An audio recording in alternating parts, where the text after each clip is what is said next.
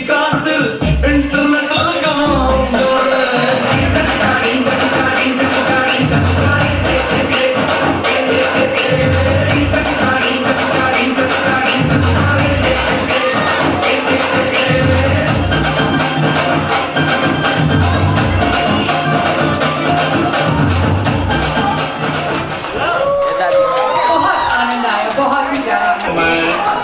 आप सबको नमस्कार, गुड इवनिंग कर रहा हूँ।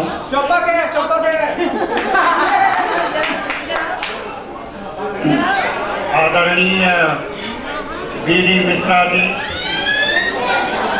और जगदीश मिश्रा और हमारे साथी सब लोगों को हमारा नमस्कार एक दफे दिल हो रहा है।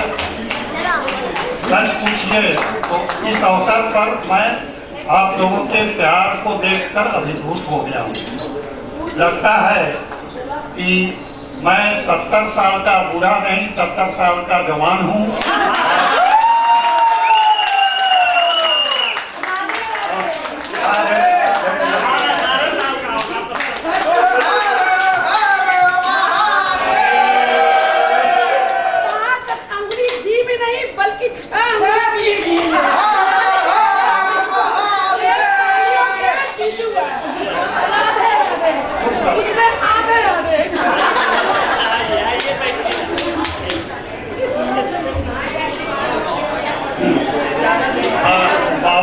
पहले करीब मेरे जिंदगी की शुरुआत अपने साधर्मी के साथ हुई। तो सच पूछिए कि मुझे कुछ शादी का भी नहीं पता।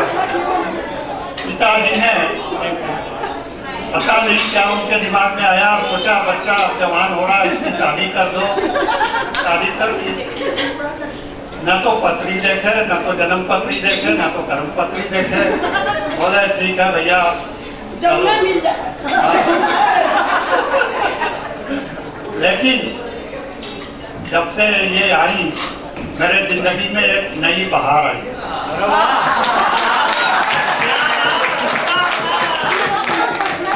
दिल के फूल मुस्कुराने लगे और रास्तों में सारे कंकड़ पत्थर सब दूर हो गए और हम चल पड़े जिंदगी की एक नई उमंग लेकर। 50 साल कैसे बीत गए पता नहीं। प्यार मोहब्बत का कफन नहीं जाना, लेकिन फिर भी प्यार रहा। एक ऐसा प्यार था जो अव्यक्त नहीं था, लेकिन अपने पन का एहसास था और नजदीक आने का गुमान था। सोचते थे कि ये फिल्मों में जो दिखाया जाता है इसका मर्म मुझे नहीं मालूम। यह मैं इतना जानता हूँ कि आप हमारे साथ हैं, हमारी जिंदगी खुशहाल हो रही है, हम कुछ अच्छा महसूस कर रहे हैं। इससे बढ़ के मुझे कुछ नहीं थे। काम हम करते गए, कब सुबह हुई, कब शाम हुई, कब जिंदगी तमाम हुई, कुछ पता नहीं।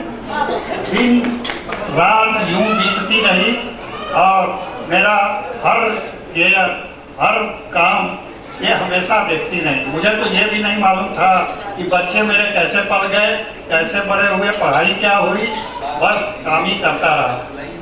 इंडियन ऑयल कॉर्पोरेशन उन दिनों में एक बच्चा था। 58 में ये कंपनी बनी और मैंने 62 में ज्वाइन किया था। तो समझिए कि उस कंस्ट्रक्शन सेटअप में रात दिन काम चले और हम लोग पागलों की तरह से काम करें और टाइमली आउटपुट देने के लिए बेचैन रहा करें। ये प्यार मोहब्बत के लिए वक्त नहीं था। पता नहीं कैसे बीत गई। लगता है कुछ पुण्य हमने किया था, कुछ इनका प्यार था जो कि हमारी जिंदगी के 70 साल बिल्कुल आराम से गुजरते चले गए और हम बढ़ते चले गए।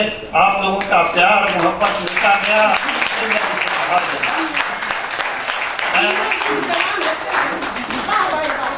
बोलिए आप।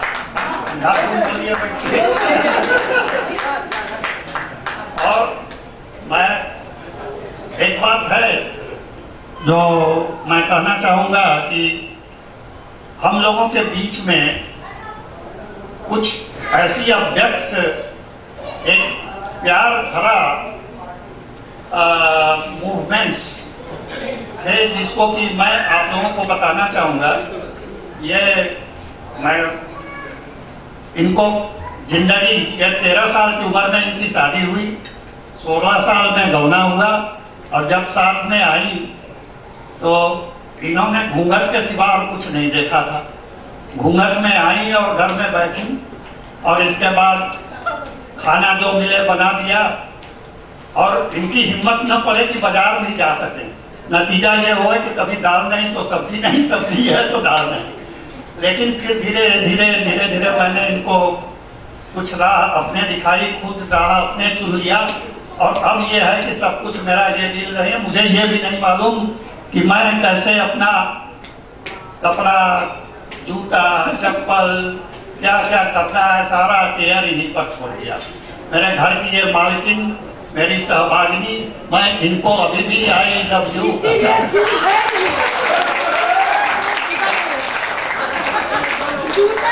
ये मेरी बेटी है, बोली ये कह रही है कि डैडी कुछ और बोलो। अब मैं और क्या बोलूं? यही बोलूं कि आप लोग मुझे प्यार अपना देते रहिए, आशीर्वाद बुजुर्गों का मिलता रहे। बच्चों, मुझे ख्याल रखना, तुम लोगों के ही भरोसे मेरी जिंदगी है। खुश रहो, आबाद रहो। सदियों पुराने चाहे कुमारे चाहे न माने, चाहे कुमारे चाहे न माने। इतने लोगों को देख के कुछ घबराहट हो रही है, कुछ आश्चर्य हो रहा है, लेकिन दिल में बहुत बहुत ज़्यादा आभास हो रहा है कि मेरे इतने सारे लोग हैं जिनको मैं जानता हूँ, और किनके थ्रू जानता हूँ, वो मेरे माता पिता हैं। वैसे पिताजी ने बोला कि 50 साल पहले एक वाकया शुरू हुआ था। 25वीं सालगिरह में, जब इनकी 25वीं साल, बहुत लोगों को पता नहीं है ये कहानी, लेकिन 25वीं सालगिरह में हमारे बीच में बात हुई थी कि भाई 25th एनिवर्सरी में आप क्या करेंगे। तो पिताजी ने बोला कि यार एक काम करते हैं, मम्मी को ऑस्ट्रेलिया ले जाते हैं और न्यूजीलैंड ले जाएंगे, उसके बाद अफ्रीका ले जाएंगे। मैंने कहा यार क्या बात है, इतना खर्चा है, तो 50वीं जब एनिवर्सरी होगी तो क्या करेंगे आप? तो पिताजी ने बोला कि यार अफ्रीका से लेके वापस भी तो आना पड़ेगा। तो 85 पे मिले आएंगे।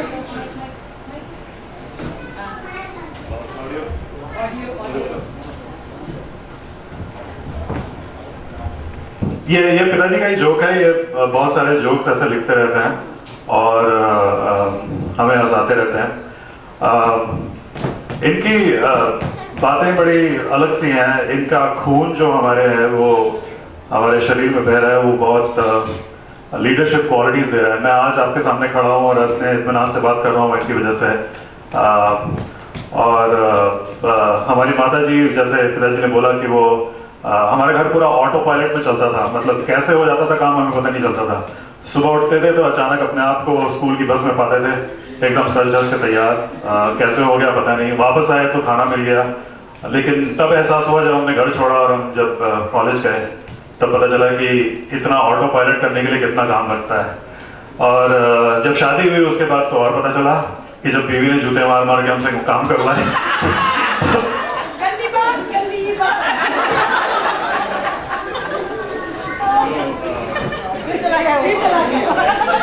बीवी का शिकायत बर्दाश्त नहीं उसको। इसको हंसी पसंद नहीं है।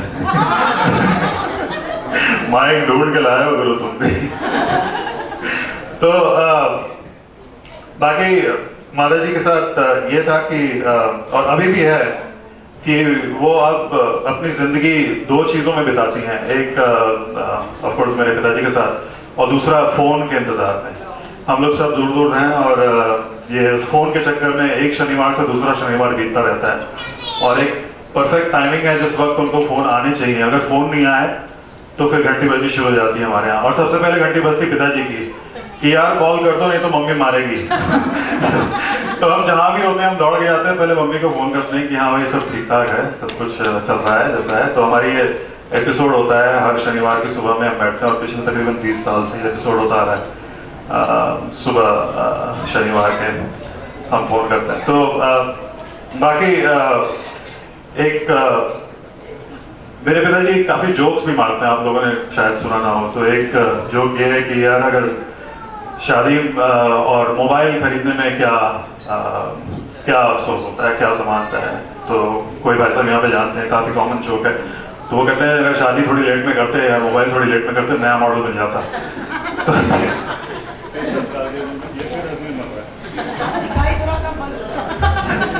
तो बाकी पिताजी को मेरी यादें जो है उनके साथ ये है कि वो हमेशा खड़े रहते थे पीछे हमारे, हम सब बच्चों के पीछे हमेशा खड़े रहते थे और कहते थे कि गिरना मत, झुकना मत, मैं तुम्हारे पीछे हूँ, चाहे कोई खड़ा हो ना हो मेरे पीछे, मैं तुम्हारे पीछे हूँ। और कभी भी मैं कभी किसी चैलेंज के थ्रू जाता हूँ जिंदगी में, और जिंदगी में बहुत चैलेंजेस आती हैं, तो हमेशा यही बात मुझे उत्साहित करती है कि मेरे पीछे कोई है जो बहुत बड़ा सपोर्ट होता है ये। लेकिन उनके सपोर्ट के पीछे कौन है, वो हमारी माता जी हैं। उनका सपोर्ट अगर नहीं होता तो मेरे पिताजी नहीं खड़े होते। तो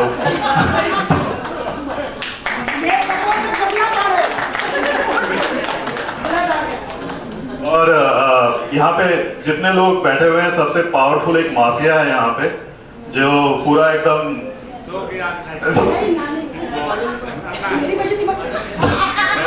आपकी बेइज्जती नहीं करूंगा। एक आशापुर का माफिया, अगर आपको पता ना हो, वो माफिया इस टेबल में बैठा हुआ है। माता जी और उनकी 6 बहनें।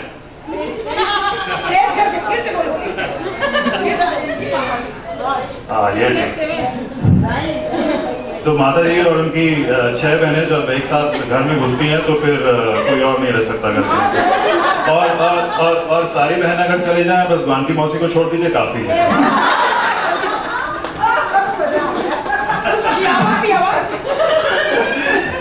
लेकिन सबसे बड़ा गर्व की बात मुझे ये है कि मैं प्रदीप जी और प्रवीण जी और उनके पूरे एक्सटेंडेड फैमिली को देखा हूँ यहाँ पे।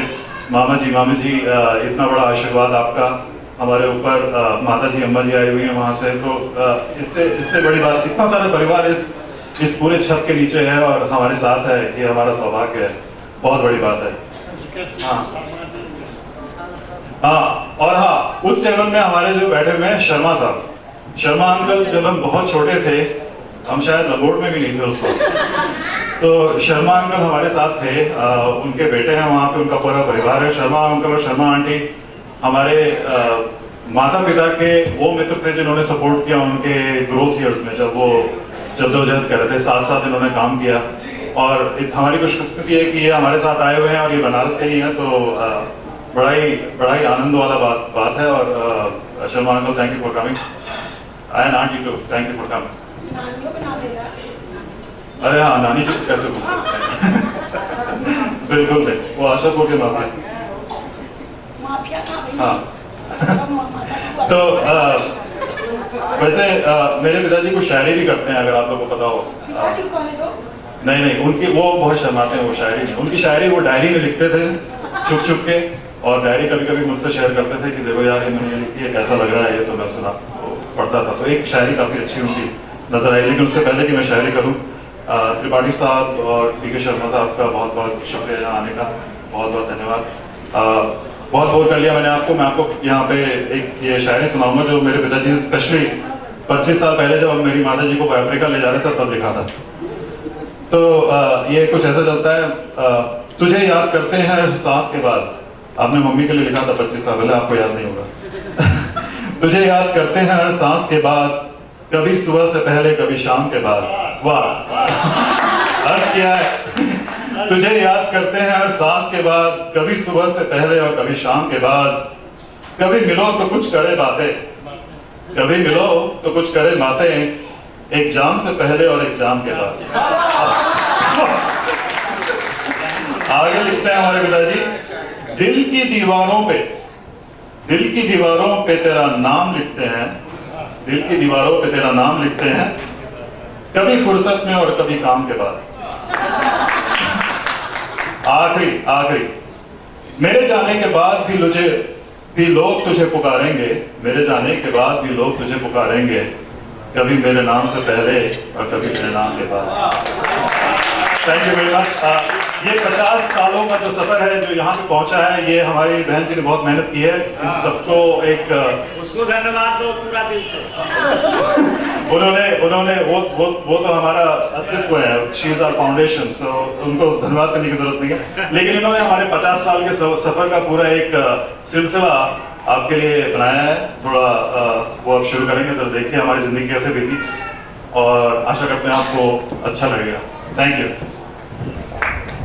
पहचान है, ये तो सच है।